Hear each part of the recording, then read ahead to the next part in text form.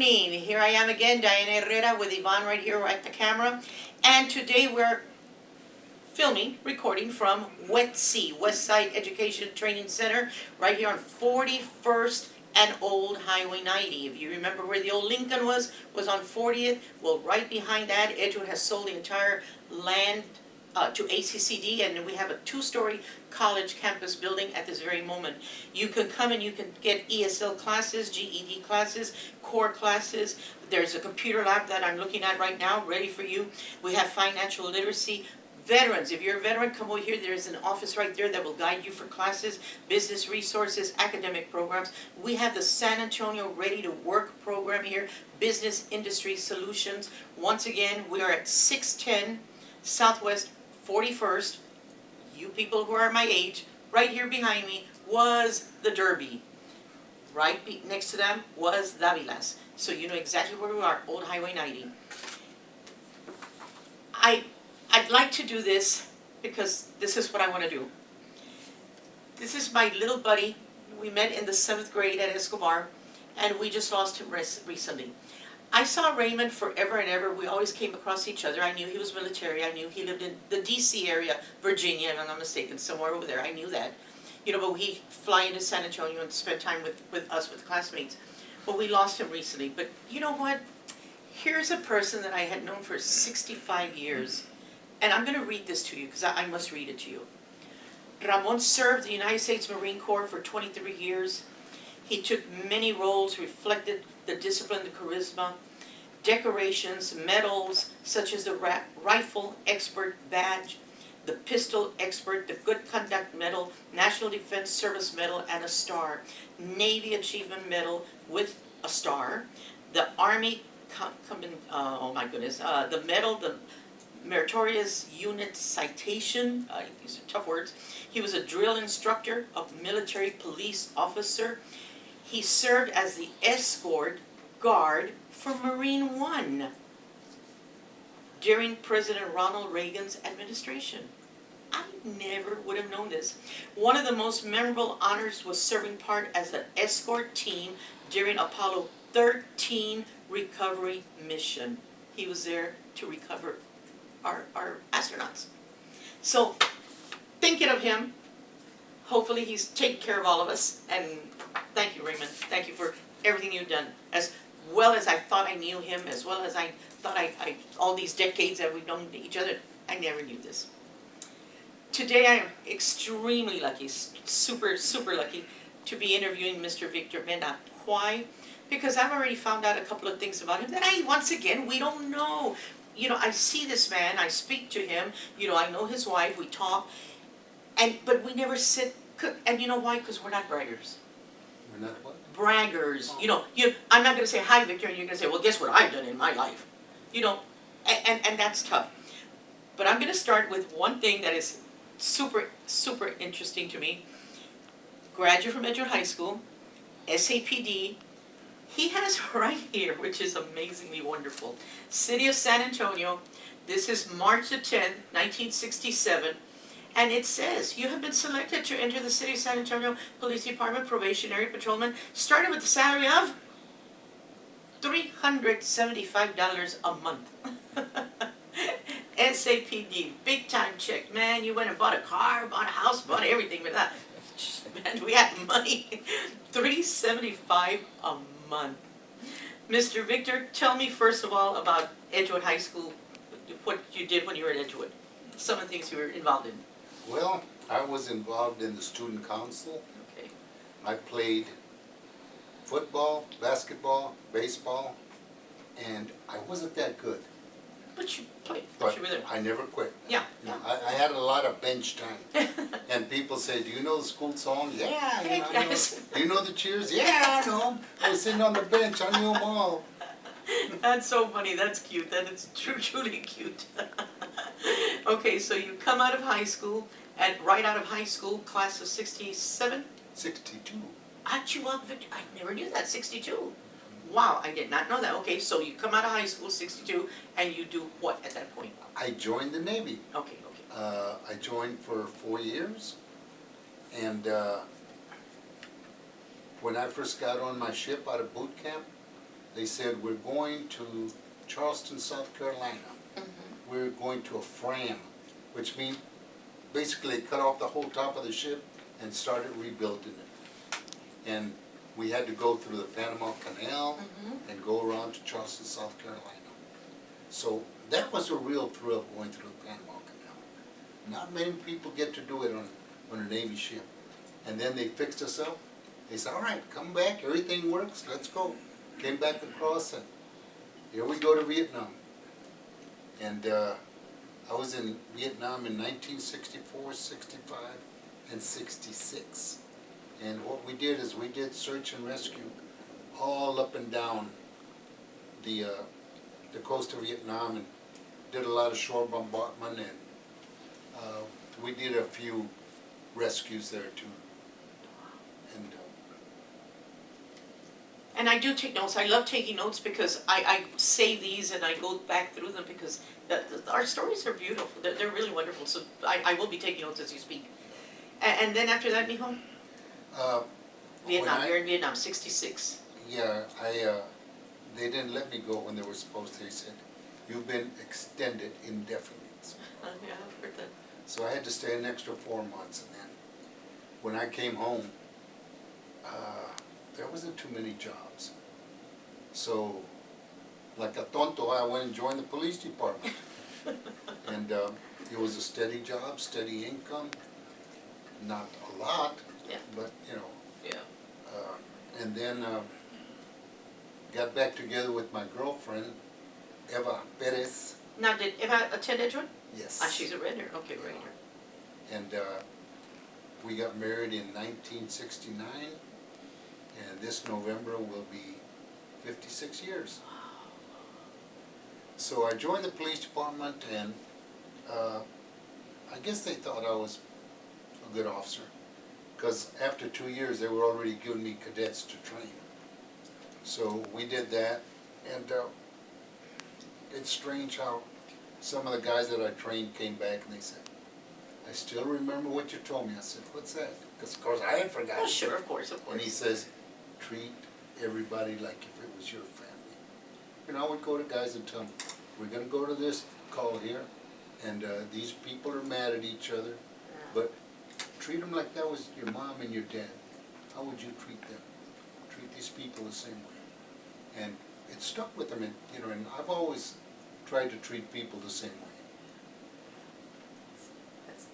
I was told, I'm going to say 30 years ago by a SAPD officer that when he started in SAPD, when he registered, signed whatever the word is going to be, joined y'all, that if you would look at the numbers of officers, Edgewood ISD, Edgewood High School had a high percentage of officers in SAPD. Yeah, I think did you ever hear that? Yeah, at the time we had a lot of officers from Edgewood, and what we did is we got all the guys from Edgewood, and we would go play teams like from Kennedy, from Memorial, and we would play basketball against them. And there was a lot of us. It's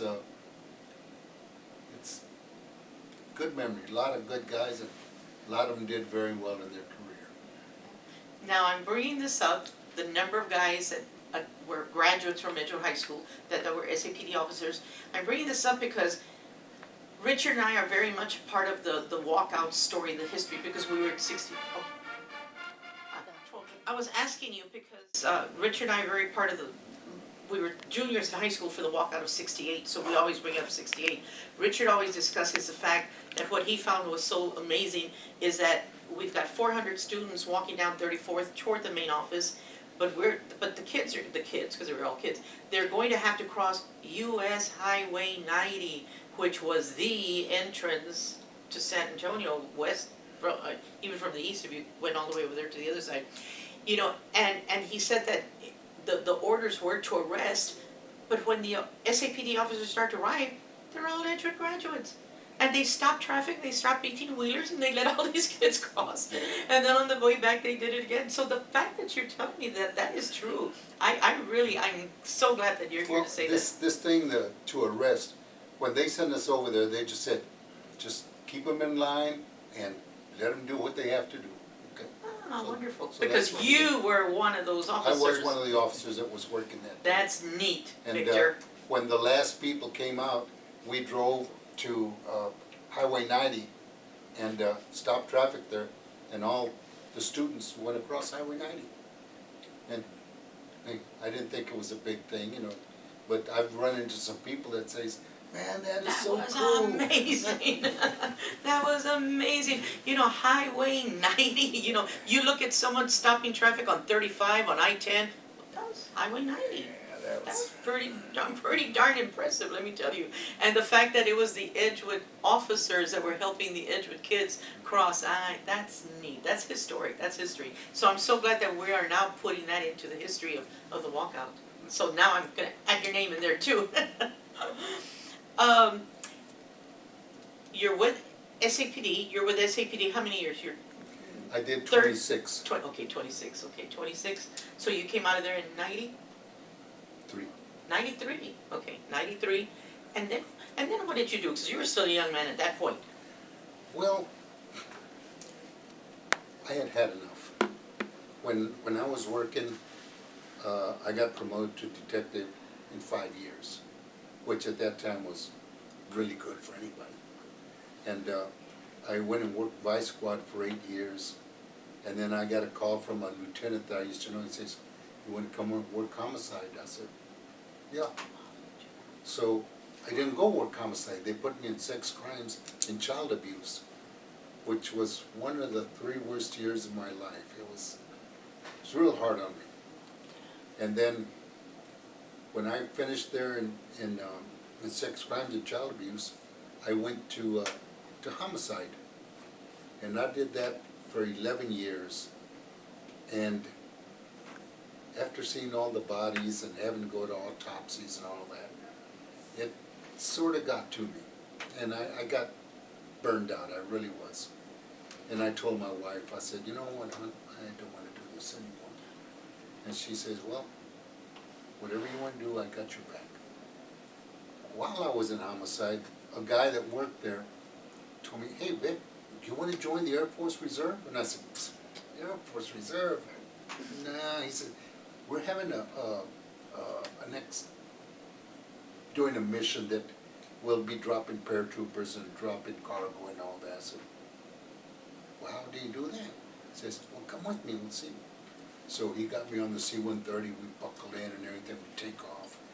We're bumping around for a little while, and then all of a sudden, the back door goes open like that, and the side doors come up, and paratroopers going out the left and right and everything. Then the cargo goes out and everything, and I said, "Where do I sign up?" It was exciting. So, oh yeah. I wonder how neat. But one thing about that 130 is a young man's plane. Because, oh man, you make some rough landings in that thing all the time. And then in 1980, we transferred over to the C-580. I have a picture to show I'm you. going to show it to me. This one.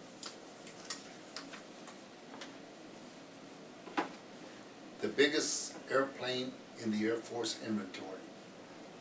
I was the load master on that.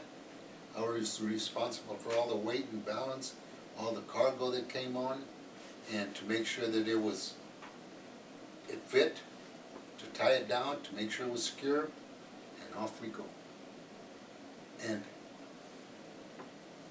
Now you flew on this, give me an estimated number, 100 times? No.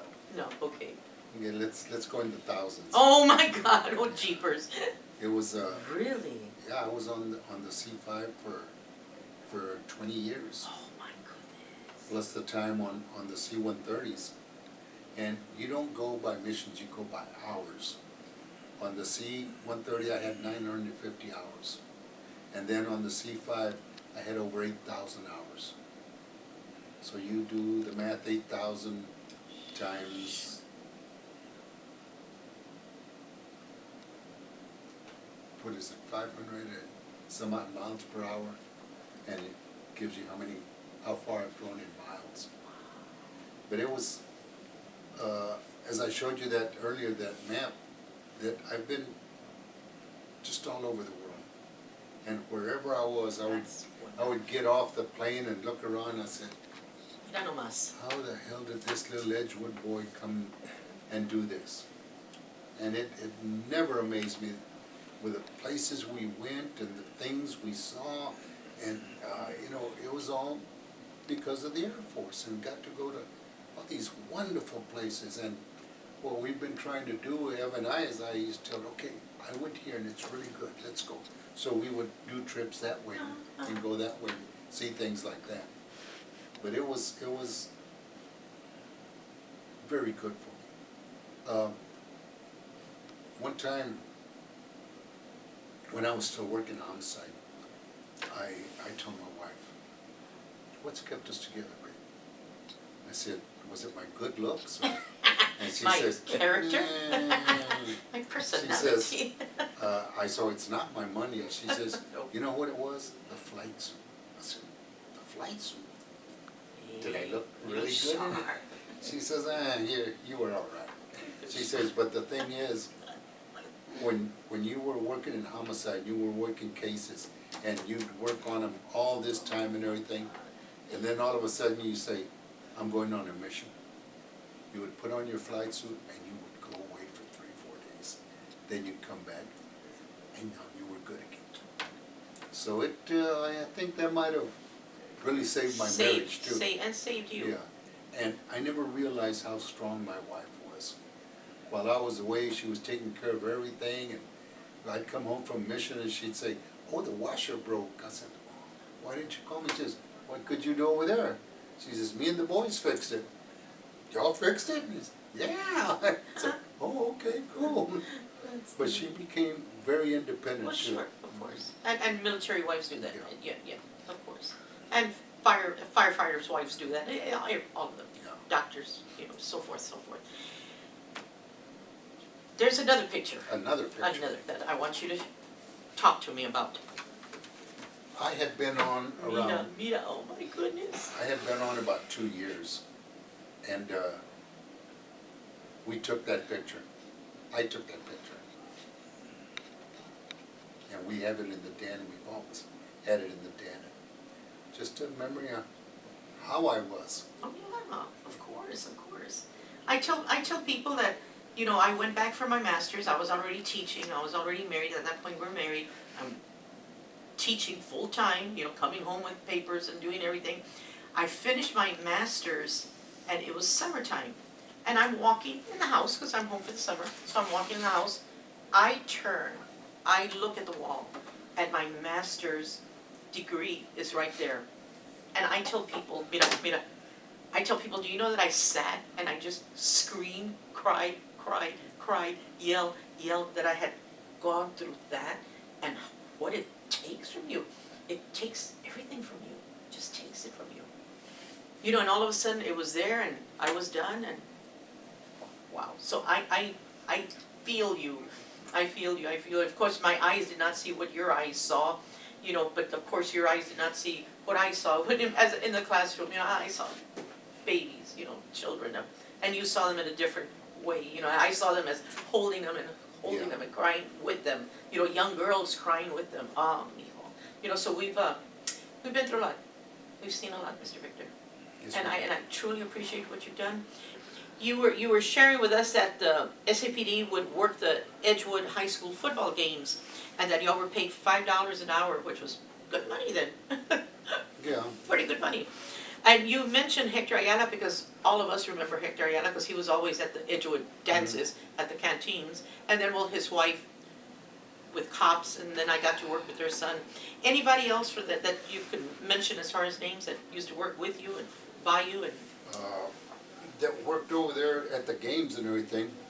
Alex Perez, Mario Montemayor. oh, that's right. That's right. Can't remember his name, but Jesse, he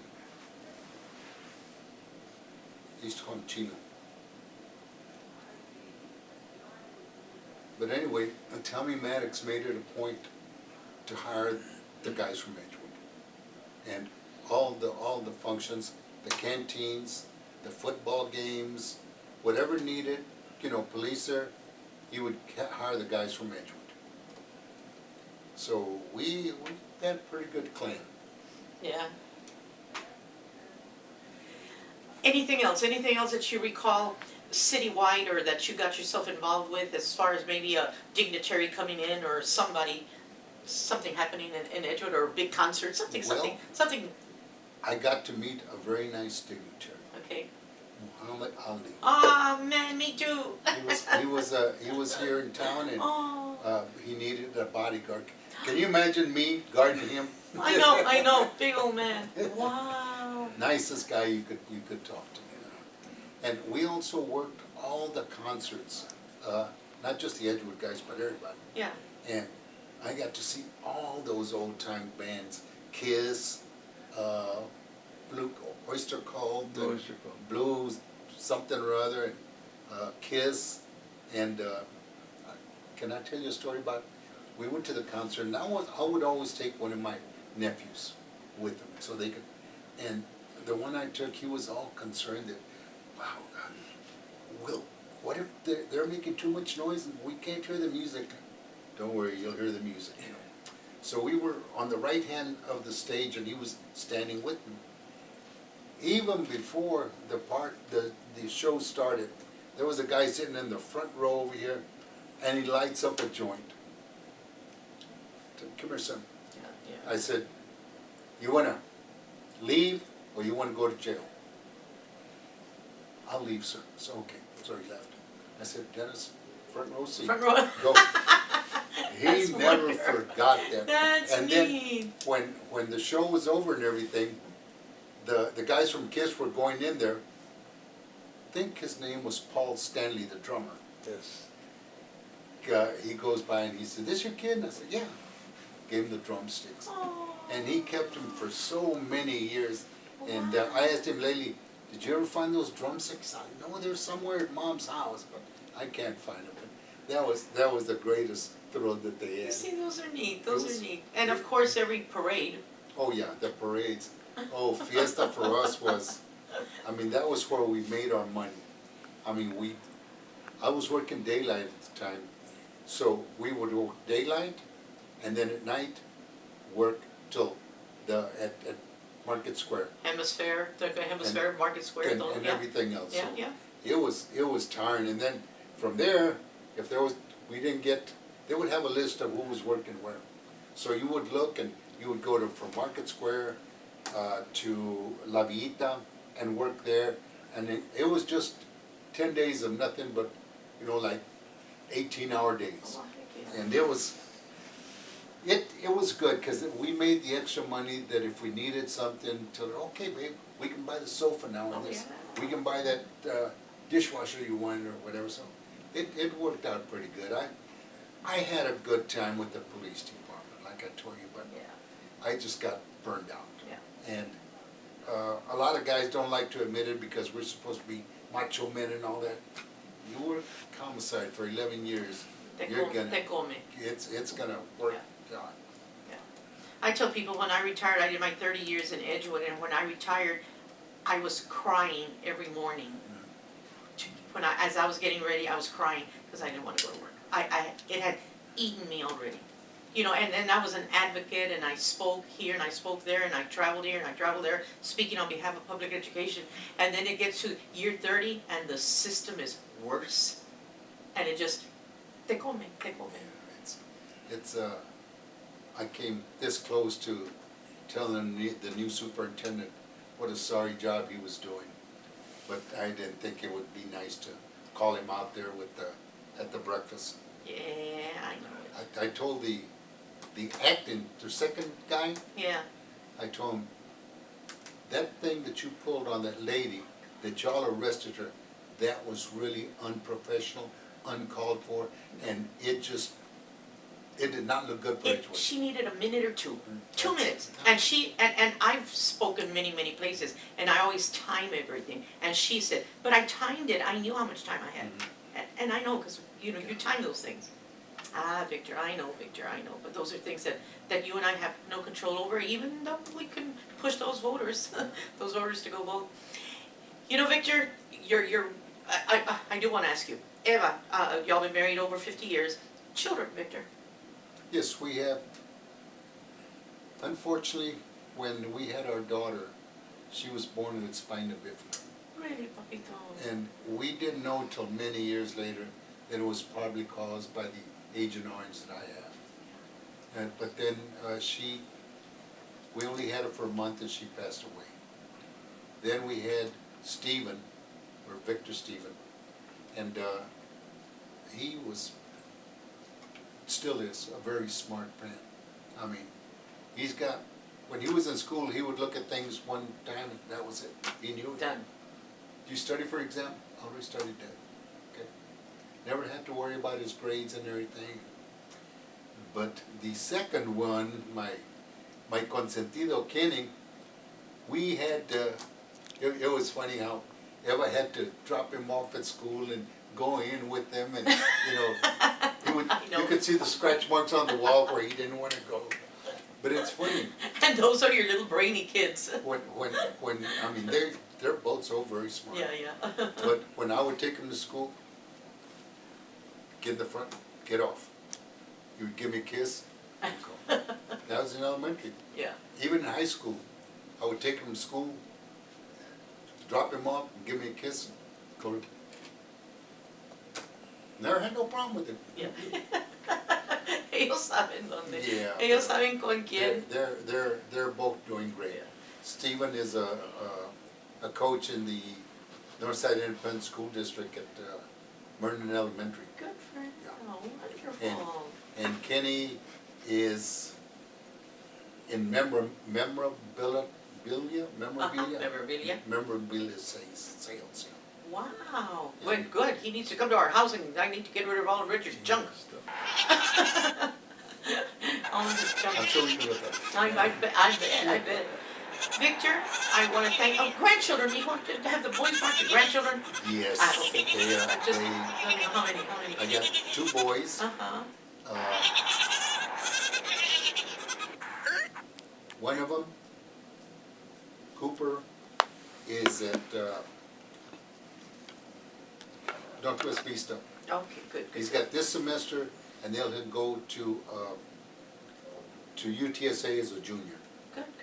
And then the other one is at Health Careers, and he wants to be. He started out he wanted to be a doctor, but they take him at different places so they can see. Sure. Now he says he wants to be a physical therapist. Perfect. Good for him. Good for you. Yeah, that's right. And then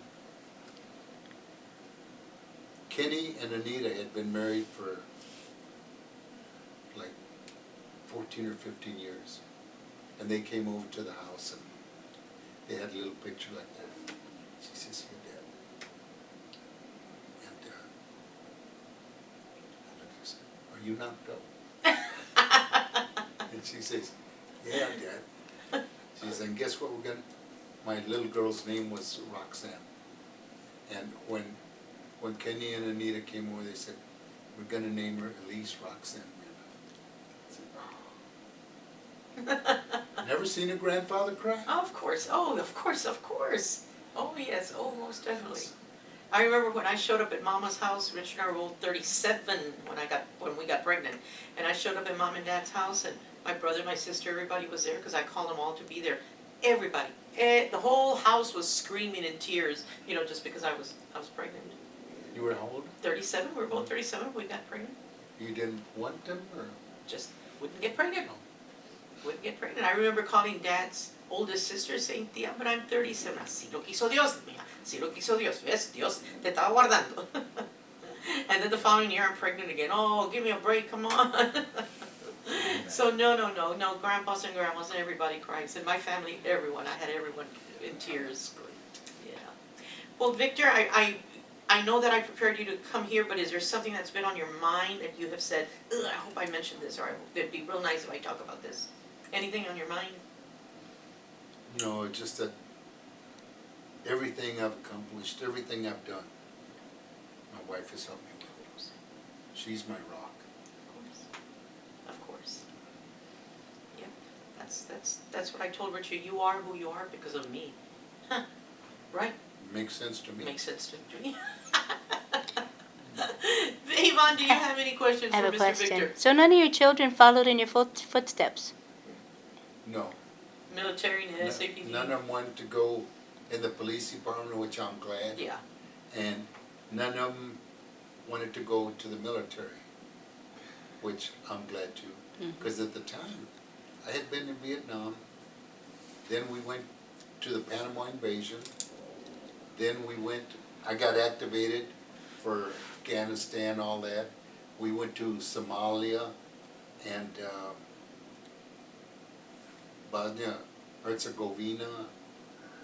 We went to all those places. It was all war, it was all not good. And my wife was,